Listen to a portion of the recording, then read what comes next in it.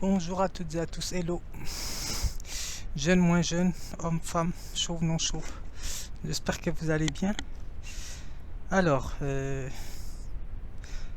donc j'ai écrit un texte, bien sûr. Un petit peu long aujourd'hui. Un texte poétique, bien sûr. Bon, je crois que je deviens écrivain, hein. Alors, non, poète, je préfère. Qu'est-ce que je voulais dire? Oui, je vais vous présenter mes dessins déjà. J'en ai pas fait beaucoup parce que j'étais plongé dans l'écriture, donc. Alors, j'en ai fait qu'un. Ouais, celui-ci je l'avais déjà fait, mais je l'ai peint. C'est une dame avec. Ouais, pour changer, c'est une dame du voyage avec son enfant. Et là, c'est Stevie Knight. Je pense que tout le monde connaît Stevie Knight. Donc voilà, et ça, c'est le dessin que j'avais fait là. Voilà, c'est tout. Ah, j'ai remis Proust à côté de moi. Donc j'ai remis Marcel Proust, celui que j'avais fait. Donc voilà, hop. Donc aujourd'hui, je vais parler d'un sujet, on va dire, qui m'a été un petit peu inspiré parce que j'ai regardé la vidéo qui a été faite par le philosophe sur Dieu égale nature. Donc j'ai fait un texte, mais pour faire une continuité. Ah oui, parce que je m'adonne à la philosophie aussi. Donc je vais tenter de donner mon avis sur les deux distinctions. Je vais parler de la séparation à partir de mon concept d'idée découverte et des plagiats. Concernant la séparation entre religion et athéisme. Donc voilà, parce que vous pouvez être athée, vous ne pouvez pas être athée et avoir une spiritualité à côté. Puisque la spiritualité, logiquement, elle, elle a une partie, on va dire, de ce qui est de l'ordre de l'inexplicable. Donc c'est très complexe. Mais j'ai fait un texte sur ça, sur ce que je pense du désir et du couple. Donc je vais parler de Platon vite fait, parce que j'ai pas été satisfait, mais je sais que tout n'a pas été abordé dans la vidéo, bien sûr, hein. C'était juste un thème approfondi sur ce que c'est que la nature. Donc voilà. Tout ce qui existe, bien sûr, ça je suis d'accord. Elle s'autodétermine d'elle-même. Donc je vais parler de ça, je ferai attention, enfin je vais parler de mon texte, je ferai attention à la luminosité, à la lumière. Je vais ouvrir le Velux.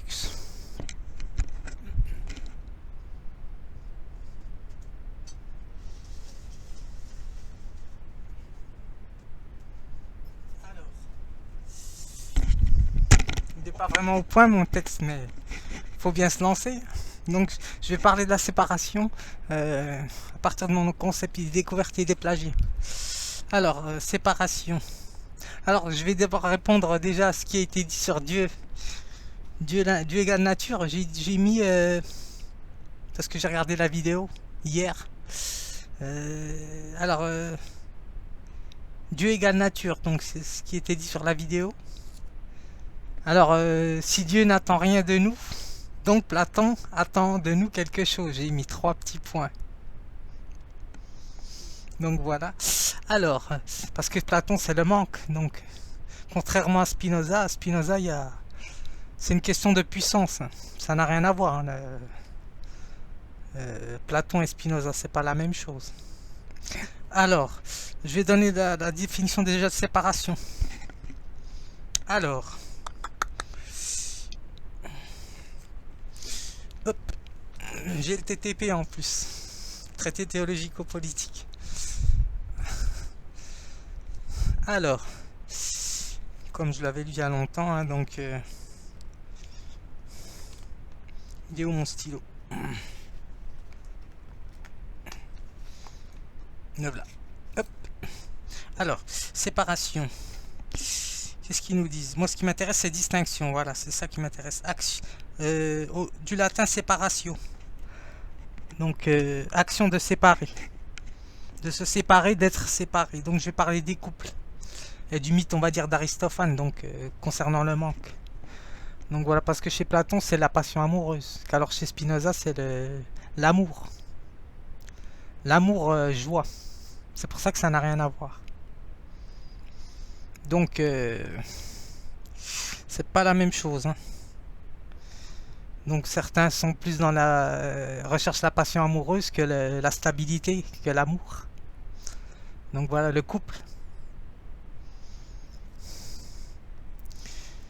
Donc parce que vous pouvez avoir des enfants et vous séparer par la suite. Ça c'est des platoniciens ceux qui font ça, c'est pas des spinozistes. Ils se sont rassemblés, on va dire, ils ont fait une union, on va dire, corps-esprit, mais plus axée sur le corps que l'esprit. Ils ne sont pas spinozistes. Par exemple, hein, d'après la conception de Spinoza, de ce que c'est que l'amour. C'est une joie accompagnée de l'idée d'une chose extérieure. Contrairement à Platon, Platon c'est un genre de fusion, hein, qu'il appelle ça, la passion amoureuse. Donc c'est de la jalousie. Ça n'a rien à voir. Donc de la possession. Qui dit possession dit fusion. Qui dit fusion dit ça ne peut pas durer. Bon, je m'arrête là, mais c'est juste pour débuter. Alors, mais je vais pas faire une vidéo trop longue parce que sinon j'ai fait juste un petit texte. Alors, séparation. Ce qui m'intéresse, c'est distinction. Je vais mettre le concept de Descartes clair et distinct. Donc voilà, pour séparer Platon et Spinoza. Bien sûr que moi je suis spinoziste. Mais ça m'empêche pas d'être platonicien puisque ces concepts sont très puissants. Donc le fait juste d'avoir le concept d'idée, donc déjà t'es platonicien déjà dès le départ. Je parle pas de l'idée qu'on a dans la tête, hein, c'est l'idée au niveau philosophique, hein, le concept d'idée de Platon. Alors, pour les connaisseurs, les initiés.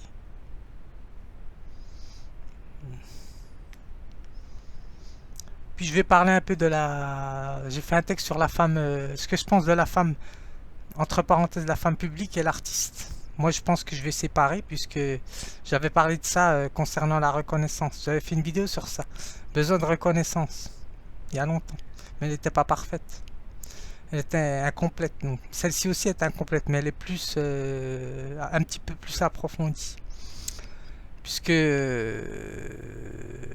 ne s'agit pas de mélanger l'artiste et la profession, activité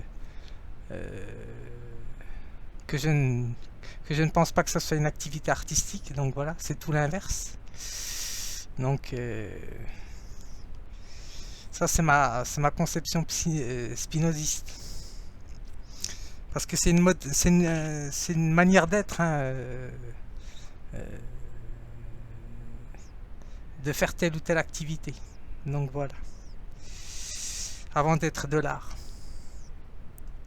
Alors, séparation. Ce qui est intéressant, ce qui est dans la séparation, c'est que il y a une séparation de biens et régime matrimonial, hein, dans lequel chacun des époux conserve la propriété de ses biens. Parce que vous pouvez être marié et faire une séparation de biens. Ça, tout le monde connaît pour les personnes qui se sont mariées. Donc ça, c'est chez Platon, ça. C'est pas chez Spinoza. Chez Spinoza, il n'y aurait pas ça, par exemple. Il y aurait l'union sans séparation des biens. Ça veut dire tout en une partie. Donc voilà, il n'y aurait pas de séparation. S'il y a séparation, c'est que déjà c'est qu'il n'y a pas de conflit. Il y a une méfiance. Séparation des régimes de la propriété et des biens. Alors, mais moi, comme je connais pas vraiment bien ça, mais je sais que ça dépend des couples. S'ils sont mariés ou pas aussi. Alors, par contre, je vais donner la notion d'épicurisme parce que je vais parler du plaisir aussi parce que elle a été complètement galvaudée. Je pense que tout le monde sait ça, hein, puisque des philosophes célèbres en avaient parlé déjà. Parce que là, ils mettent sur l'épicurisme, ils mettent partisans de la doctrine d'Épicure. mais ils mettent qu'ils ne songent qu'au plaisir. C'est complètement erroné, c'est complètement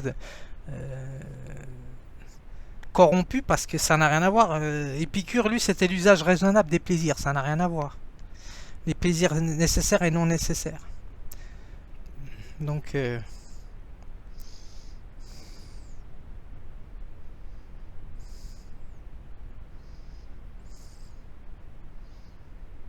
ouais, c'est ce qu'ils mettent, hein. Qui ne songent qu'au plaisir, donc ça n'a rien à voir. Donc, bon, bref. Hop. Voilà, c'est ça que je voulais dire. Et je vais attaquer mon texte. Vite fait, parce que... Enfin, vite fait, pas vite fait, mais... Ce que je veux dire, c'est que... Alors, le TTP. Parce que c'est... Spinoza, il condamne pas la religion, hein. Et il veut la combattre, juste. Il veut la séparer entre l'Église et... Enfin, il veut la séparer entre... Il veut séparer l'Église et la libre pensée. Donc, voilà.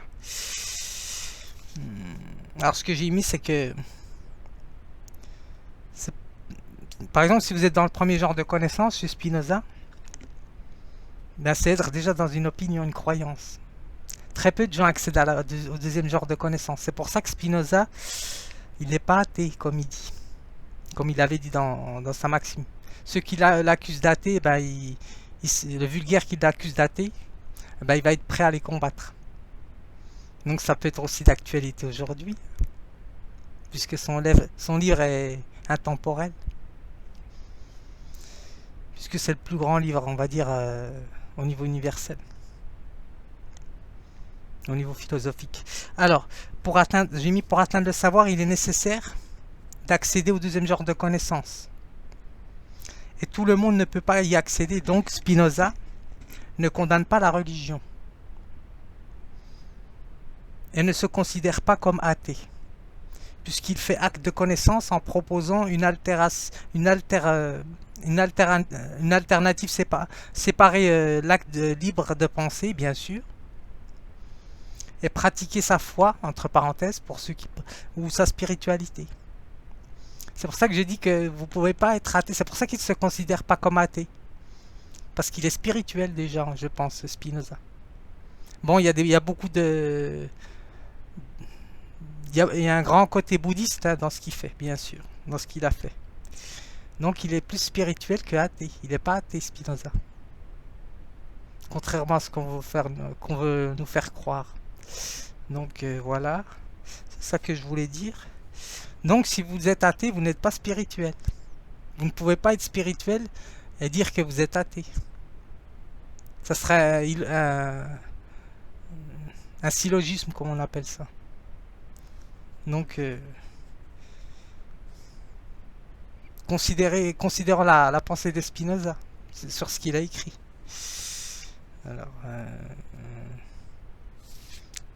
Alors, je vais lire mon texte. Ouais, c'est ce qu'il dit, hein, de toute façon. Parce que les hommes ont des complexions différentes, c'est ce qu'il nous dit. Et que l'un se satisfait mieux de telles opinions, l'autre de telles autres. Que ce qui est objet de religieux respect pour celui-ci excite, bon, le rire. Chacun a la liberté de son jugement et le pouvoir d'interpréter selon sa complexion les fondements de la foi. Donc voilà, c'est pour ça qu'il ne condamne pas la foi. Parce que ça serait, on va dire, entre parenthèses, rejeter une minorité de ceux qui ne peuvent pas accéder au deuxième genre de connaissance. À la science, par exemple, ou à la connaissance littéraire, pour ceux qui sont, par exemple, analphabètes, ou... D'ailleurs, si vous allez dans un pays, vous êtes un peu analphabète si vous n'avez jamais parlé la langue. Donc c'est très complexe, hein, ce qu'il nous dit Spinoza, mais il n'a pas tort. C'est pour ça qu'il ne condamne pas la foi. Juste, il la sépare, pour pouvoir penser librement. Donc ça ne sert à rien de faire des maximes, parce que j'ai vu beaucoup de maximes des philosophes que je connais aussi. Des maximes sur la religion. Déjà, si on fait déjà des maximes sur enfin, si on s'acharne sur une religion, par exemple, c'est que déjà la personne a eu des problèmes, peut-être aussi dans son parcours, dans son histoire. Spinoza aussi, bien sûr, il a eu le problème qu'on a voulu le poignarder, il a gardé le manteau, mais il a su faire preuve du troisième genre de connaissance, intuitif. Mais bon, c'est une exception, hein, Spinoza, c'est vraiment le top du top, quoi. Donc celle-là, je m'arrête là parce que sinon je vais parler pendant des heures. Moi qui n'ai pas l'habitude de parler longtemps. Donc alors, je vais lire le texte, puis je m'arrête là. Alors, bah, j'ai quand même à écrire, donc... alors, c'est là, je commence là. Hop.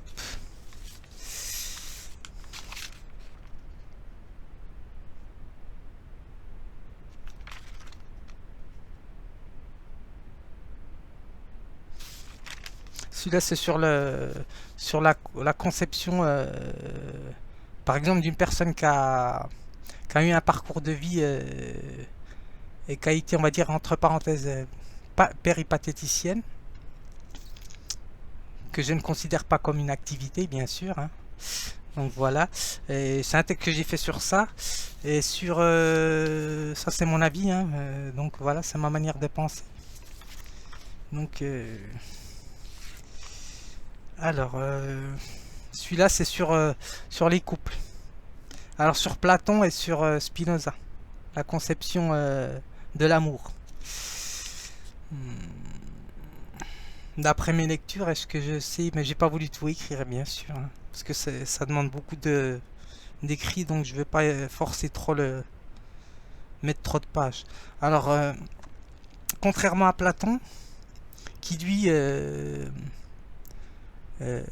décrit la passion amoureuse, donc destructrice, hein, bien sûr.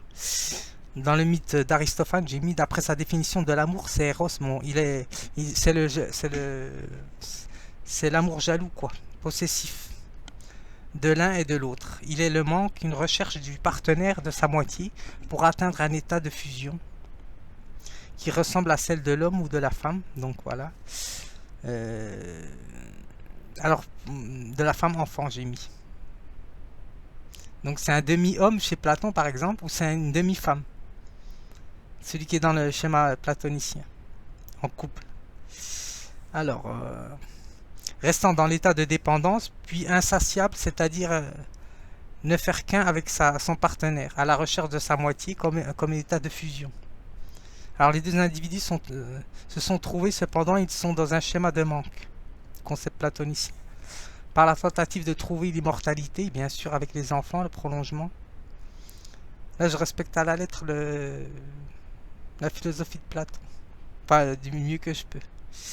Par le prolongement des enfants, ce que je n'ai pas, ce que je désire et ce dont je manque. Et la raison qui donne raison à ce manque est que le divorce entre les deux partenaires s'interrompt. Oui, s'interrompt car une fusion ne dure pas. Comme chacun sait, bien sûr.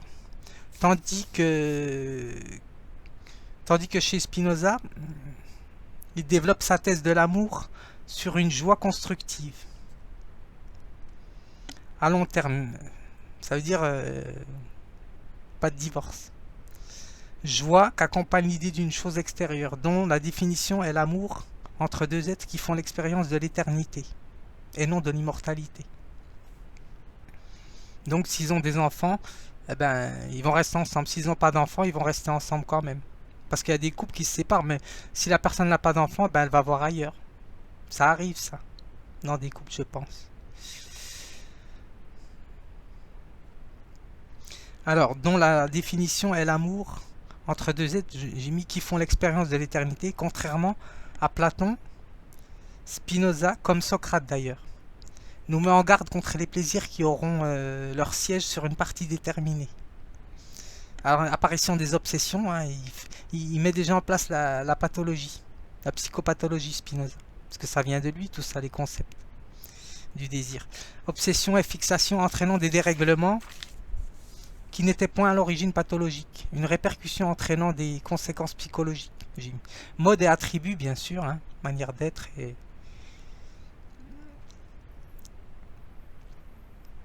Alors, Parce que je viens d'écrire le texte. Donc, alors, mots et attributs sont dans une diminution de puissance, voilà, comme disait aussi Deleuze, d'agir, ainsi que rendant celui-ci ou celle-ci esclave de ses désirs. Donc, ceux qui se fixent sur une partie du corps. Spinoza, il dit que tout ça, c'est le contraire de la puissance d'agir. D'ailleurs, l'on voit ça en général, les personnes consommatrices, elles augmentent les doses, par exemple, par le processus artificiel ou accessoire, pour atteindre un effet équivalent à la sensation perçue au départ. Donc voilà. Pour lui, Spinoza, il faut que ça soit une harmonie entre les deux êtres. Tout en... On va dire c'est une circulation d'énergie. Contrairement à la fusion chez Platon, chez Spinoza, l'amour, c'est une concentration et une circulation de l'énergie entre deux êtres. Qui donne accès à une puissance d'agir, qui est augmentée, qui donne la joie. Donc voilà. Et même si la personne n'est pas là, par exemple, elle n'est pas en manque de la personne. Parce qu'elle sait qu'elle va revenir et qu'elle existe, par exemple. C'est ce qu'il nous dit Spinoza. Contrairement au schéma platonicien. Le schéma platonicien nous décrit quand même un état assez pathologique quand même. Contrairement à Spinoza. Parce que la passion amoureuse, comme j'ai dit dans ma vidéo concernant la communication, c'est une sorte de folie. Donc voilà. Alors je vais lire le deuxième texte que j'ai fait sur la péripatéticienne et la séparation que je fais entre par exemple celle qui va écrire un livre et celle qui va se prétendre entre parenthèses écrivain. Je vais me recevoir des déferlantes, mais bon, je suis artiste, donc voilà, les artistes ils se préoccupent pas vraiment de l'opinion, donc voilà. Alors moi, je sépare bien sûr entre parenthèses l'activité péripatéticienne et la personne qui veut se considérer comme artiste. Même si elle écrit un livre, pour moi, elle n'est pas artiste. Soit qu'elle soit sortie de ce carcan. Donc voilà. Alors, d'ailleurs, c'est une sorte de thérapie qu'on appelle ça. Si la personne passe d'un état à un autre. On va dire que c'est un processus de guérison, en cheminement. Alors, je m'arrête là. Alors, ainsi la capacité ou compétence exclusive d'interpréter, par exemple, là je parle de la péripatéticienne dans son activité. Donc voilà. Alors, ce texte m'est venu d'inspiration parce que certains tentent de blasphémer Mère Teresa, donc je réponds. Ce que j'ai entendu sur les ondes de radio, donc...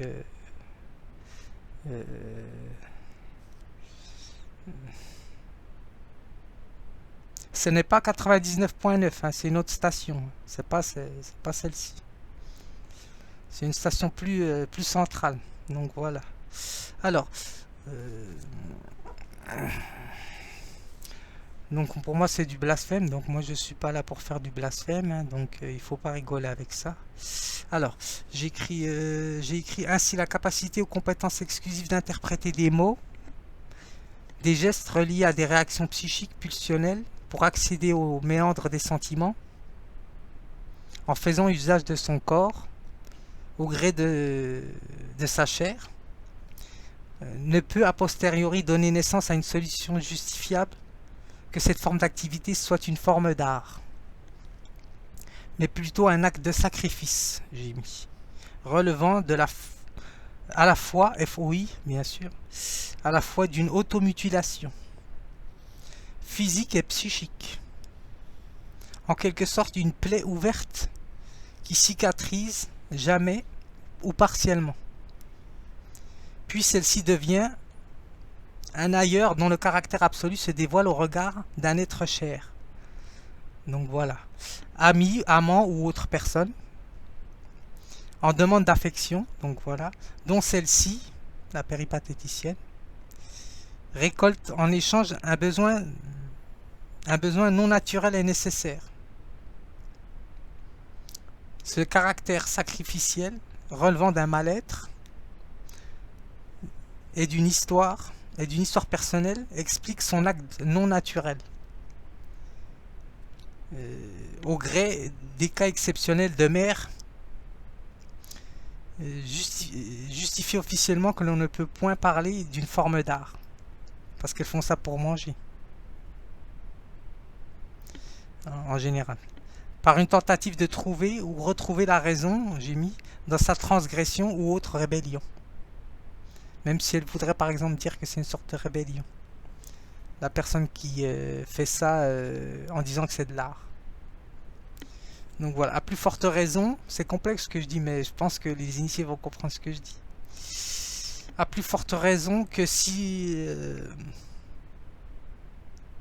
l'on a des compétences artistiques, autres lesquelles on peut développer une activité thérapeutique, par exemple la peinture ou le dessin ou le théâtre,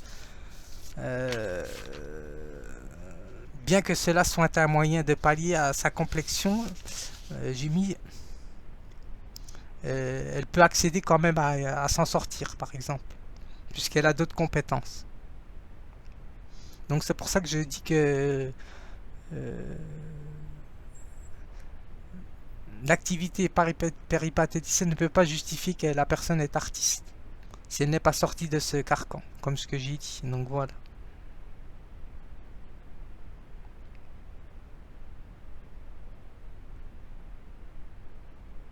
Donc voilà, ça ira pour aujourd'hui. Donc j'espère que ça vous a secoué un petit peu, que ça vous a intéressé. Donc je vais écrire bien sûr ces textes, hein, bien sûr, sur le concept de séparation. Donc ça va amener pas mal de réflexions et on va me lancer des pierres peut-être, je sais pas. Donc c'est de la philosophie hein, que je fais, donc j'essaie de réfléchir. Donc j'espère que ça vous a plu. À bientôt.